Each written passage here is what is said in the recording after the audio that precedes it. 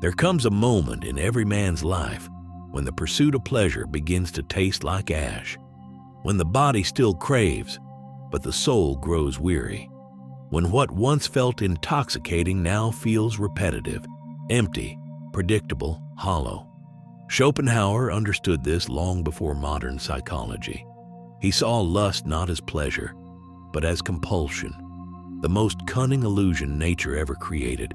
He called it the will to life, that blind, irrational force that drives all creatures to reproduce, to perpetuate the species, to serve a purpose greater than their conscious desires. In man, this will disguises itself as romance, passion, and love. But beneath the poetry lies the same biological command. Continue the species no matter the cost. And the cost is clarity, because lust clouds perception. It narrows the world until everything becomes a means to an end.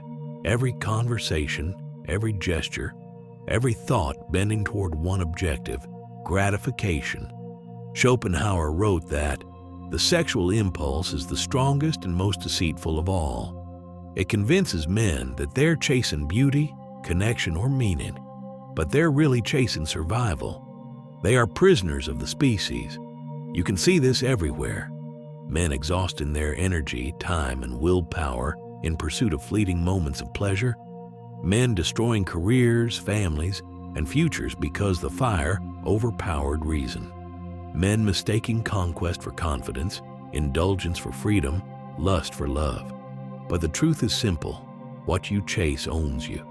Lust pretends to offer power, but in reality, it consumes it. Each indulgence takes more than it gives, draining focus, dulling will, scattering attention. It leaves behind the same emptiness it promised to fill. That's why Schopenhauer compared sexual passion to madness, because in that state, man becomes an instrument of nature. His reason, the very thing that separates him from the animal, is temporarily suspended. And in that suspension, he loses sovereignty. He believes he's acting from choice, but he's acting from compulsion. He believes he's expressing love, but he's obeying instinct. He believes he's pursuing happiness, but he's serving biology.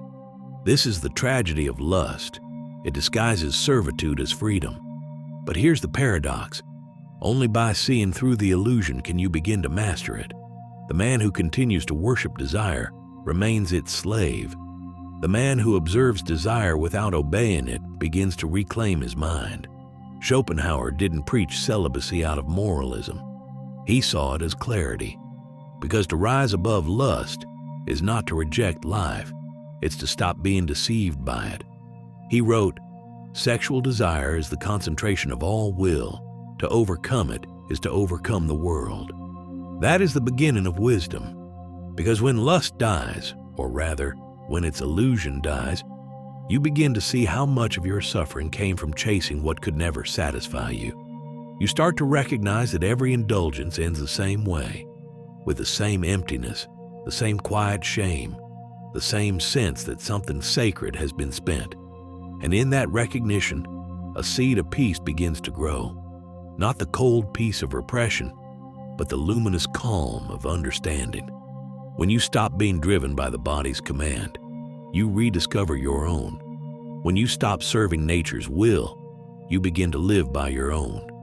This is where wisdom begins, not in denial of desire, but in mastery of it.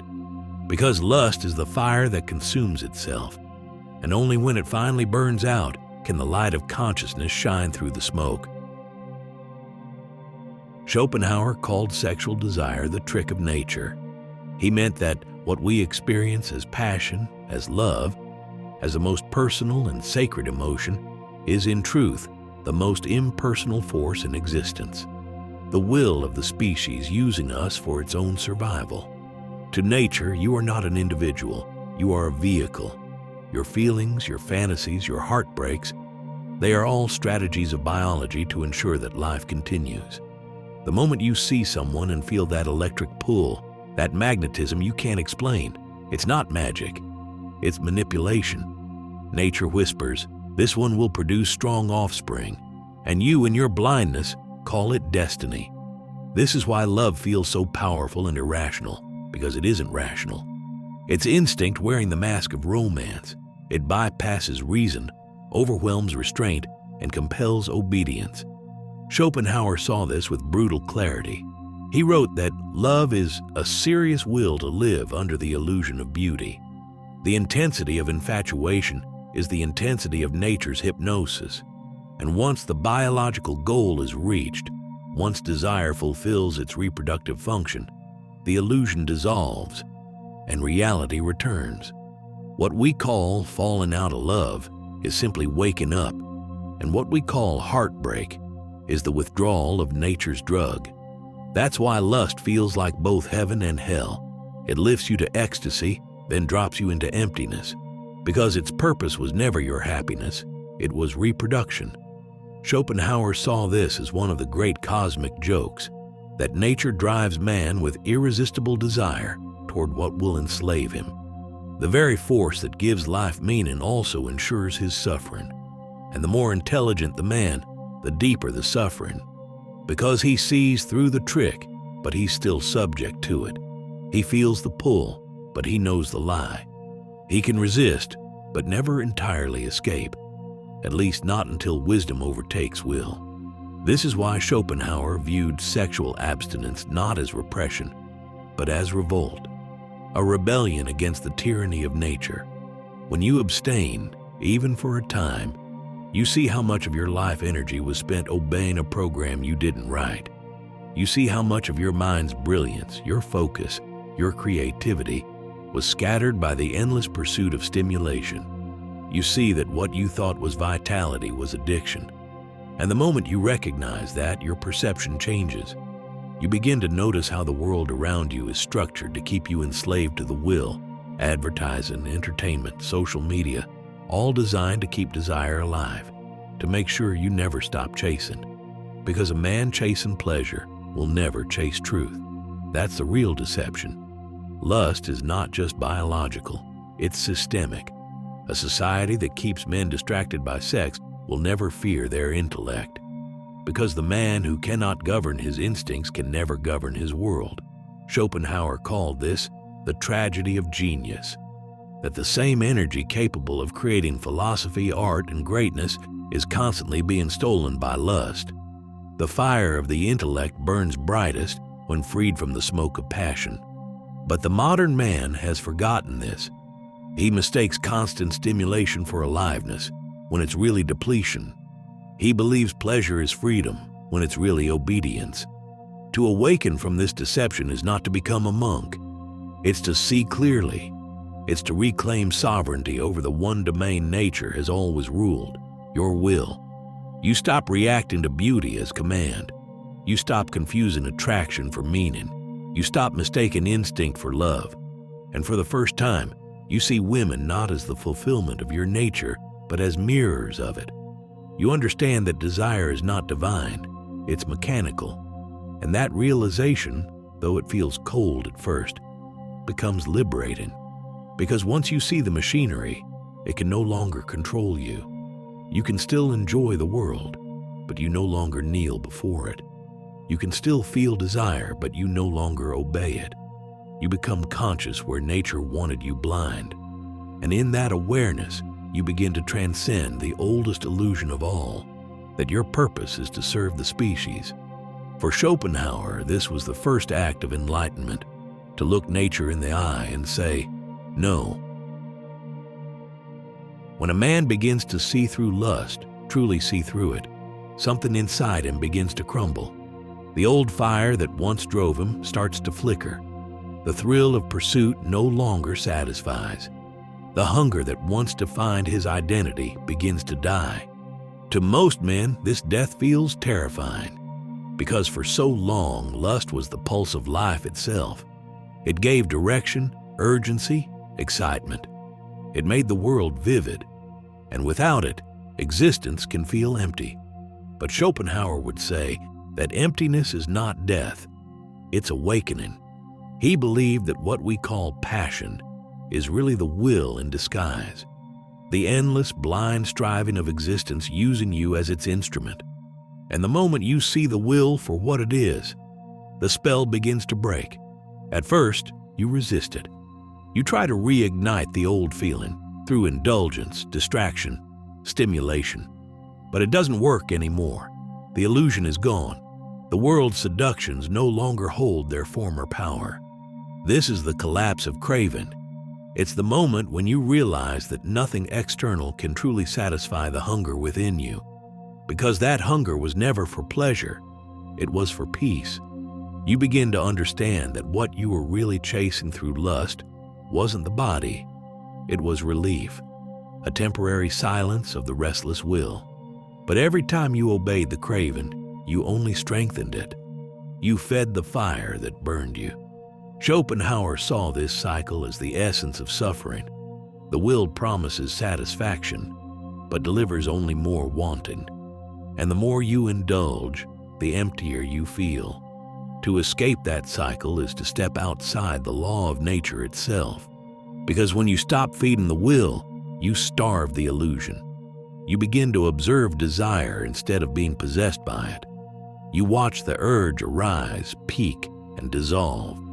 And for the first time, you realize you are not it. That recognition changes everything. You see that desire doesn't define you. It visits you. It's a current that moves through consciousness, not the source of it. And when you stop obeying it, your energy begins to return. All the power that once leaked through obsession, fantasy, and indulgence begins to concentrate again. Your mind clears. Your perception sharpens. You feel less reactive, less scattered, more whole. What's dying is not vitality, it's enslavement. And in its place grows something purer, awareness. Schopenhauer called this awareness negation of the will, the moment when consciousness becomes stronger than instinct, when man stops being a slave of nature and begins to glimpse what he truly is, a witness, not a pawn. This is the point where most men struggle.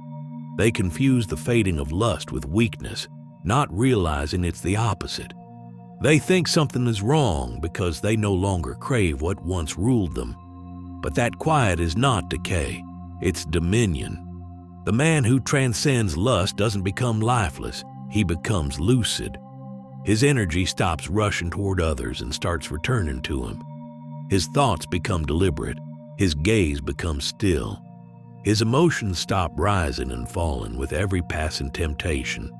He is no longer pulled by every beautiful form because he has begun to sense the formless, the deeper, more enduring essence beneath appearances. That's when a strange thing happens.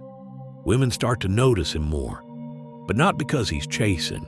They feel his absence of need. His calmness becomes magnetic. His restraint radiates strength because nothing commands respect like control. And nothing terrifies the world more than a man who cannot be seduced by it.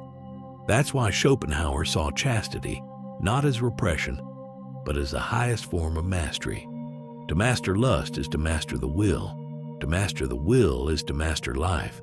When craving collapses, you don't lose passion, you purify it.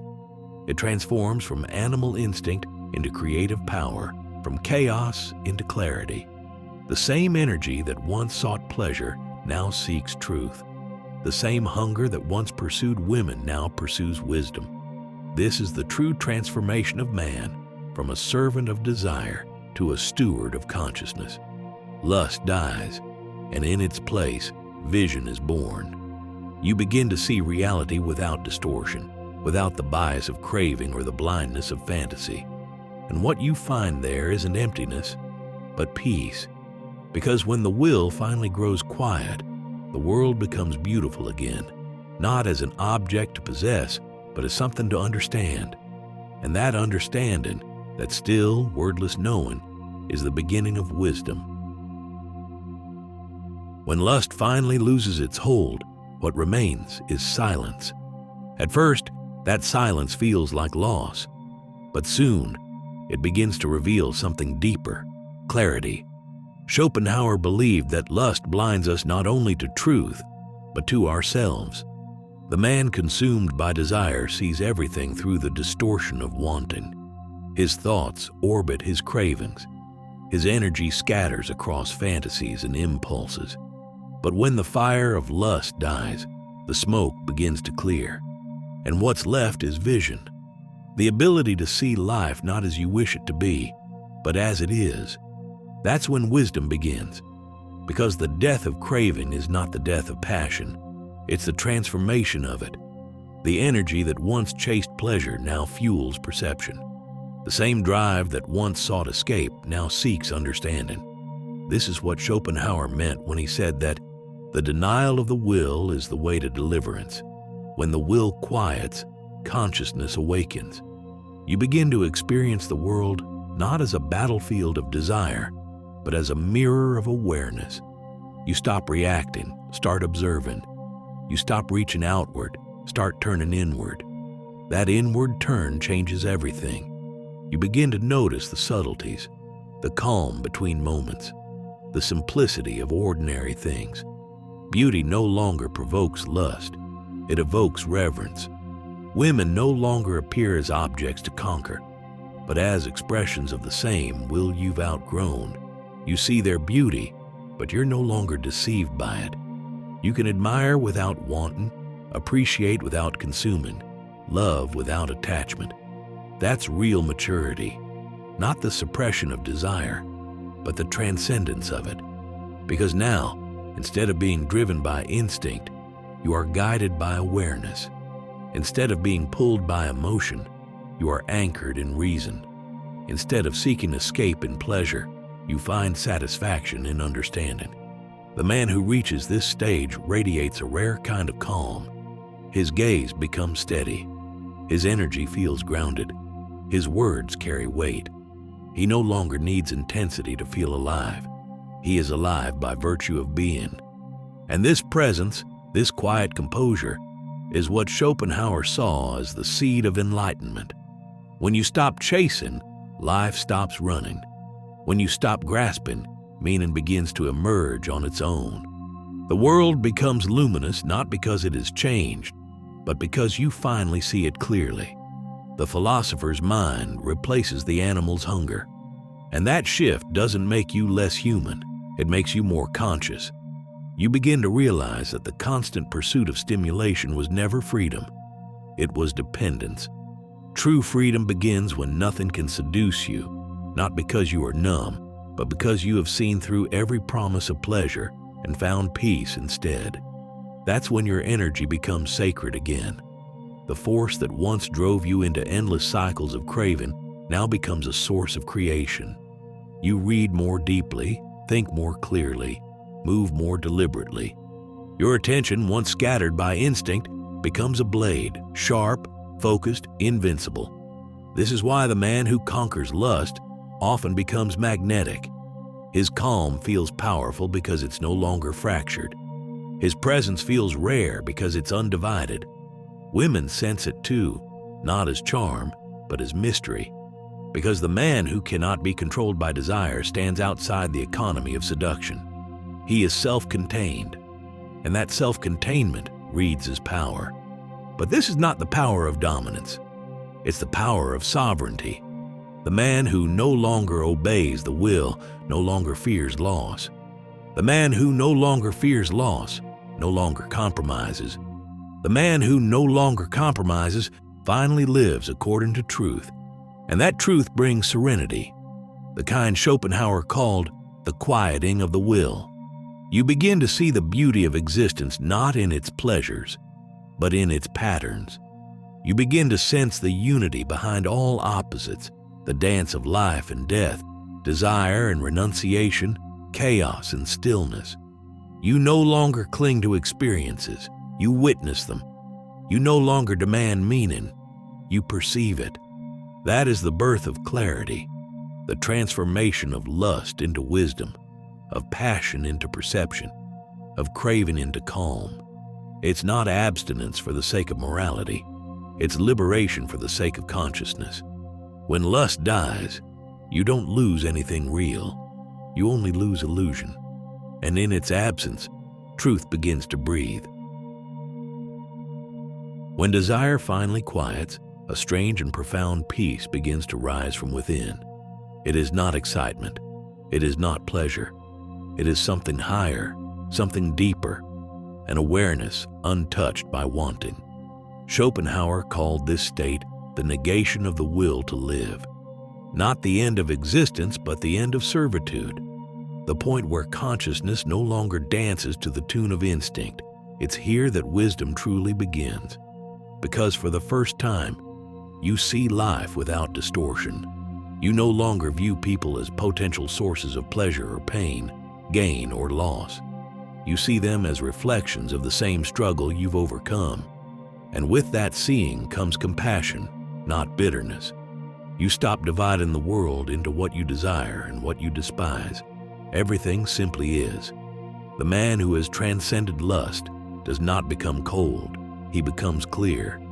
His calm is not repression, it is mastery. His restraint is not emptiness, it is understanding. He no longer fights his instincts, but neither is he ruled by them. He moves through life the way a philosopher walks through a dream, aware that everything he experiences is temporary, yet full of meaning precisely because of its impermanence. When lust dies, meaning returns. You begin to feel connected to something larger than the individual will, the still, silent flow of existence itself. The same force that once enslaved you through craving now reveals its beauty through awareness. You see how all striving is the same, whether for pleasure, power, or permanence, and how peace begins the moment striving ends. This is the state Schopenhauer called resignation, though it is not despair, it's transcendence, the quiet surrender of a man who no longer bargains with the world. He understands that life will always contain pain, loss, and desire, but none of these need to command his soul. He has stepped beyond the battlefield of craving into the calm of perception. This peace cannot be taught. It can only emerge after the exhaustion of illusion, after you've chased every desire and found, again and again, that the summit of pleasure is disappointment. When you finally stop running, when the will falls silent, you realize something astonishing. You are free, not because you have conquered the world, but because the world can no longer conquer you. The things that once ruled your mind, lust, vanity, ambition, now pass through you like wind through open hands. They come and go, but they no longer stick. You feel them, acknowledge them, but remain unmoved, and in that stillness, something awakens. A kind of joy, not the frantic joy of gain, but the luminous joy of understanding. You begin to live not for pleasure, but from peace. You no longer seek to possess beauty. You become receptive to it. You no longer chase meaning. You perceive it effortlessly in the smallest details, the sound of rain, the shape of a face, the rhythm of your breath. This is the highest wisdom, to exist without needing. The man who reaches this point radiates an almost otherworldly serenity. Others may call him detached, but what they sense is power. The power of someone who has stepped outside the machinery of craving. He doesn't abstain out of fear. He abstains because he no longer needs to consume what he already understands. That understanding becomes his strength, his stillness, his presence. He loves differently now, without desire, without possession, without dependence. His affection is pure observation, a mirror of the world's beauty, untainted by want. That is enlightenment through negation, the fire of lust turned into light. And that light, though invisible, changes everything it touches. Because when a man transcends desire, he becomes what Schopenhauer called a pure will-less subject of knowledge, a being who no longer sees through hunger, but through truth.